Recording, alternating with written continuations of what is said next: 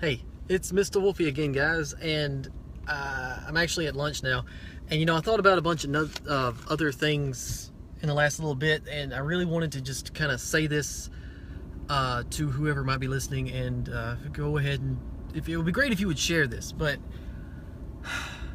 so there's all these people like in all these Antifa groups and on social media and things, and I'm going to single out white people here very specifically. There's all these white people that post like really inflammatory and questionable things against things they don't like Donald Trump, and we gotta stand up for the minority groups and all this stuff. They say it in ways that sound like they think they're better than the minority groups that they are standing up for. If you get what I'm saying, I don't know how to put that any smoother. But what I noticed is very few, if any of them, are actually doing anything to help, say, the black community. There is no white community. People don't really know that. People don't really realize that. They think the white people need to stop other white people from doing this, and they need to, stand up. You need to go get your people and do this and that. White people don't really do that. White people don't even like each other. Look at Europe. Europe was formed because of warring tribes of people with white skin trying to take over the different aspects of Europe, and they still don't like each other. Germany doesn't really like the UK. UK doesn't really like France. France doesn't really like Russia. And Russia's kind of it's a multiracial society itself, because it's such a vast space that they have different sub-ethnicities and things. Anyway, that's way another conversation. So the idea that you can just collectivize white people into a big group in which one white person can say something to another white person and they'll listen is just not what happens. I mean, I don't know, I can't speak from experience what happens in, say, the black community or the Latino community. I'm part Hispanic, but I'm not Latino, so I can't really have a racial conversation with somebody from, say, Mexico or something, but I could have one with someone from Spain and Portugal, that region. So the problem is that the same people that are like, we need to go out and smash these fascists and we need to stop all the communists, or no, they actually are communists. We need to stop all the Nazis and the white supremacists. They're white people. Yeah, they're not actually doing anything. They're not donating money. They're not donating time. They're not donating their resources.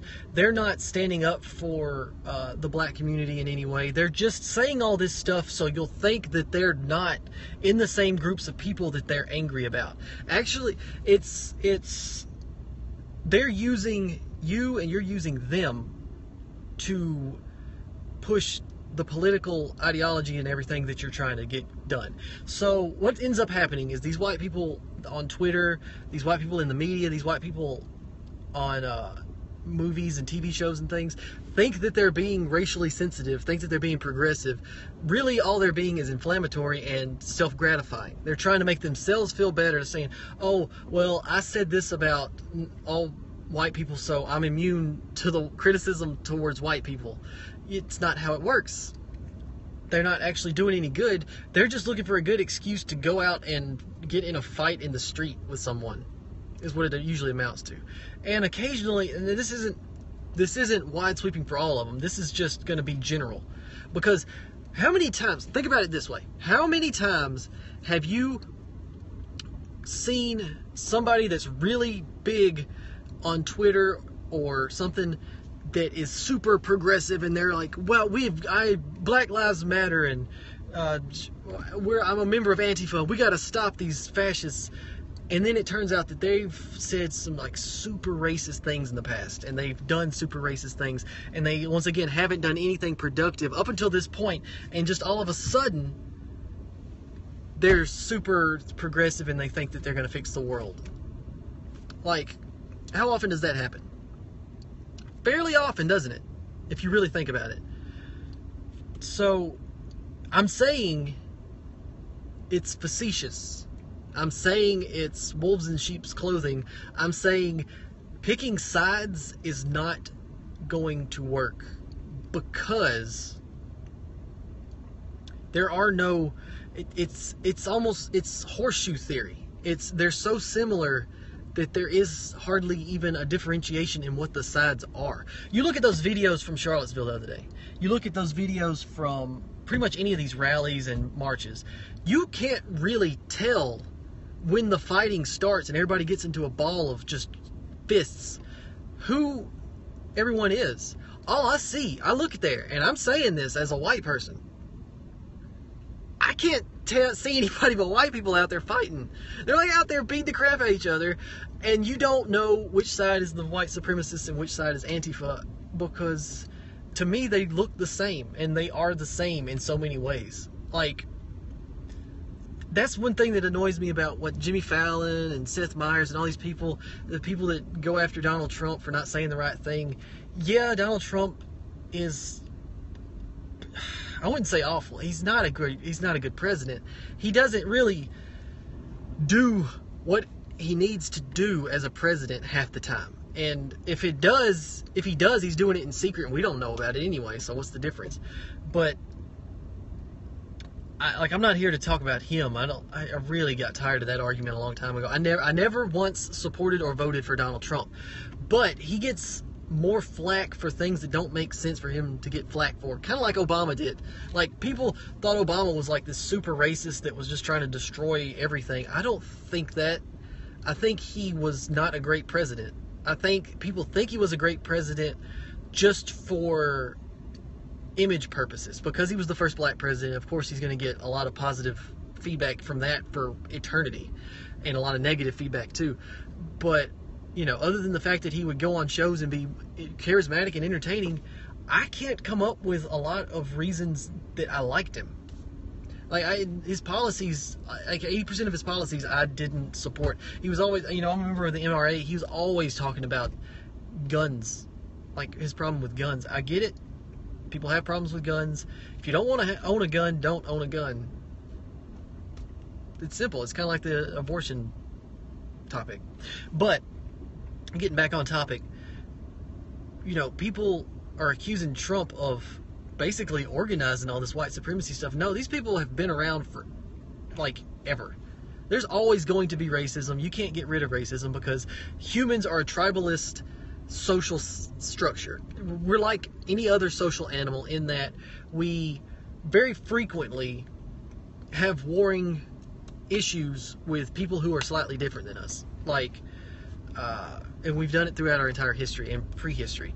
You get two different packs of wolves, or better yet, a perfect example is watch what happens when a pack of wolves discovers a pack of coyotes. The wolves go in and wipe them out. It's brutal. It's absolutely brutal. Animals do that in social settings because they don't like competition. Competition in predatory species is usually what creates war in a lot of ways. So it's just a product of human nature. The best thing you can do to get rid of racism is to just raise people together in groups, not segregation, and let them realize that we all are people and we all matter. I don't know how to put that any better. Once you start making it a us versus them, the white people want the black people to not exist, and the black people want the white people to not exist. Once you get those two groups and you start picking sides with one of those groups, you just increase racism exponentially, because it's just going to create a divide that you can't bridge with normal means, and it's going to create chaos and anarchy, and people are getting killed over this, and it needs to stop. I don't even remember my original point. My original point was white people that are overly sympathetic for progressive causes, and really it's just for self-gratification and a complete lack of it's like, it really is like hard evidence for white privilege is people that get out there and pretend to be progressive and make themselves look good And then what they're really doing is just trying to say, oh, well, I'm not like that. You trust me, right? You know, and things like that. I don't know. I'll probably rant about this again. I'm going to go get some tacos. Peace out, guys. Love you. This has been Mr. Wolfie.